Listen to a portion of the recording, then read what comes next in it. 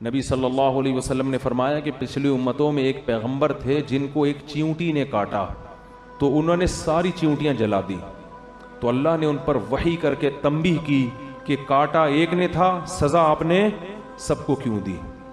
اس سے پتہ چلتا ہے کہ بلا وجہ چیونٹی مارنا بھی جائز بول لو نا بھائی نہیں ہے، خام خامے۔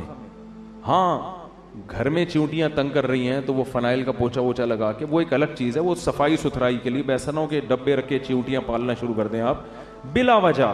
یعنی وہ آپ کو گھر میں تو کیڑے مکوڑے تکلیف دیتے ہیں نا، لیکن تکلیف بھی نہیں دے رہے، خام خواہ میں جانور کو جا کے مارنا یہ اسلام میں جائز بولو نہیں۔ آپ صلی اللہ علیہ وسلم نے چڑیا کو مارنے سے منع کیا ہے، اجازت دی ہے جس نے چڑیا کو ذبح کر کے کھانا ہو، شکار کے لیے، کھانے کے لیے اس سے مار رہے ہو تو ٹھیک ہے، خام خواہ میں نشانے بازی کے لیے ٹھیک نہیں ہے۔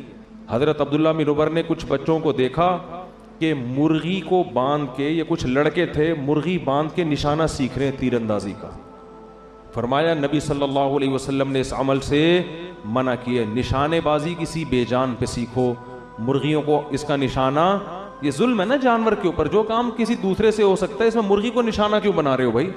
مرغی کھانی ہے تو ذبح کر لو۔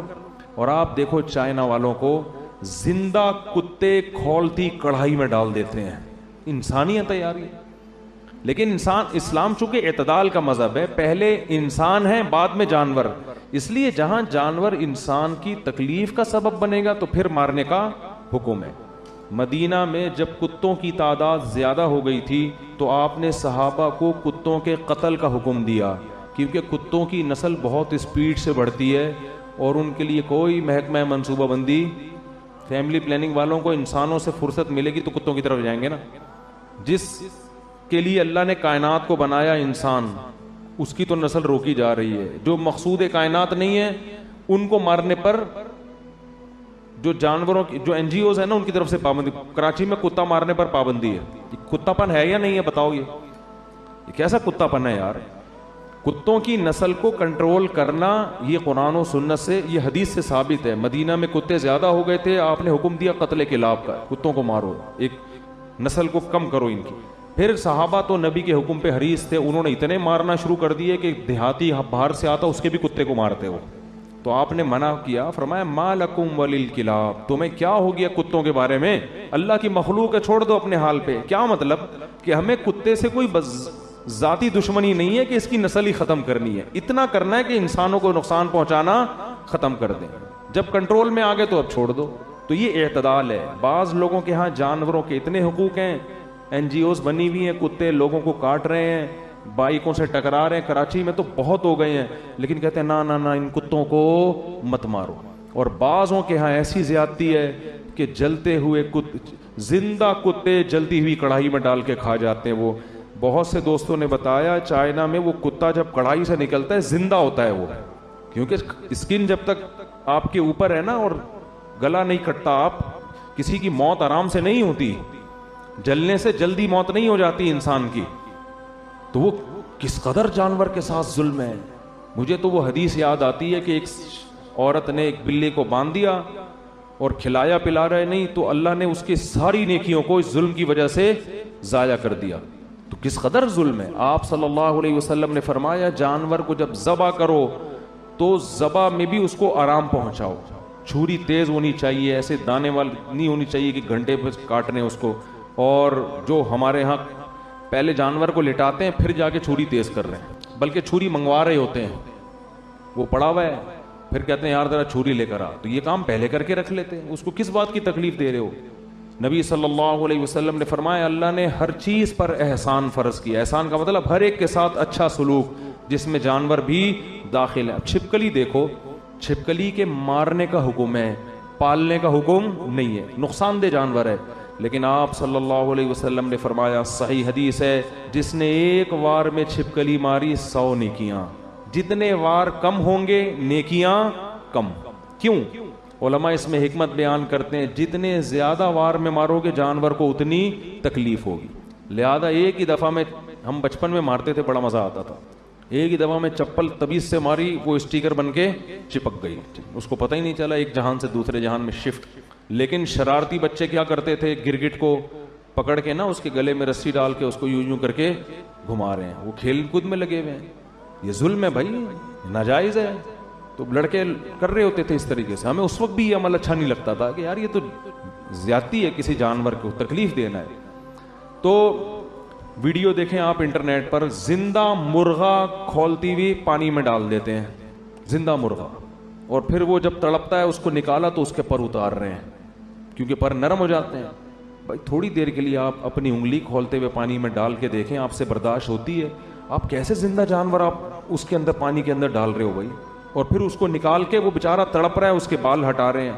آپ کی تو انٹرٹینمنٹ ہے, آپ کی لذت اور مزے ہیں, اور اس جانور پہ کیا گزر رہی ہے وہ جانور ہی جانتا ہے. اسلام نے حکم دیا کہ اس کی کیا کرو, ذبح کر دو, اس کا بلڈ نکل جائے گا, گوشت سے خون بھی صاف, خون سے بھی گوشت پاک ہو جائے گا, اور جانوروں کو تکلیف بھی کم ہوگی. اس میں جانور تڑپتا بہت ہے مگر اتنی تکلیف نہیں ہوتی جتنی کھولتے ہوئے پانی میں ڈالنے میں ہوتی ہے جانور کو.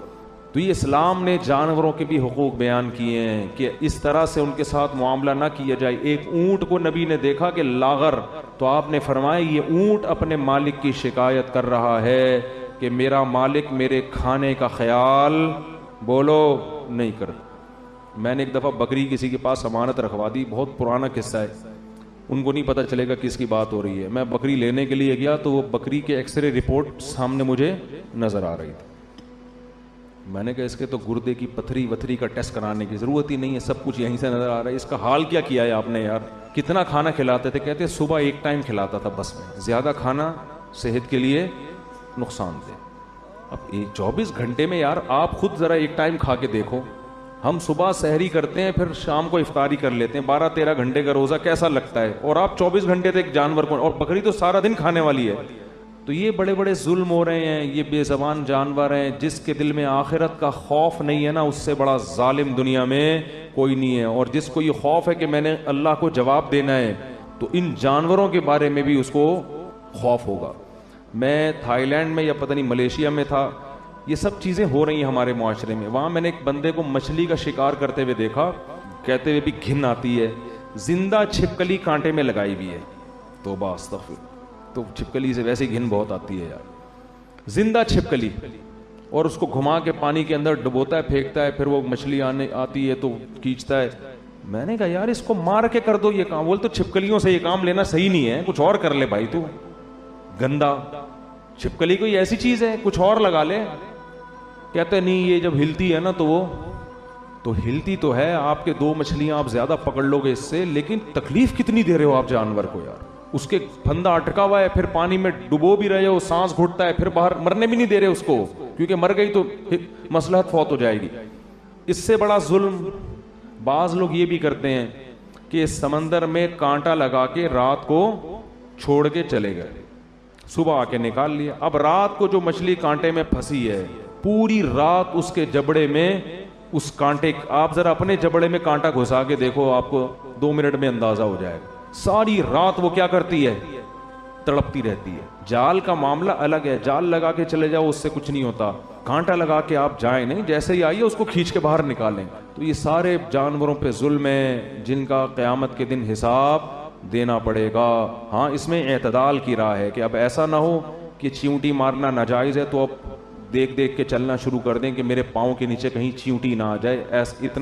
اتنی تکلف کی ضرورت نہیں ہے. وہم لا یشعرون, سلیمان علیہ السلام بھی دیکھ دیکھ کے نہیں چل رہے تھے لشکر میں کہ نیچے جو آ گیا تو آ گیا, اب تھوڑی اتنا کسی کے پاس. تو چیونٹیوں نے اسی وجہ سے کہا کہ بھائی سلیمان اور اس کا لشکر تمہیں رونتا ہوا نکل جائے گا اور ان کو پتہ بھی نہیں چلے گا.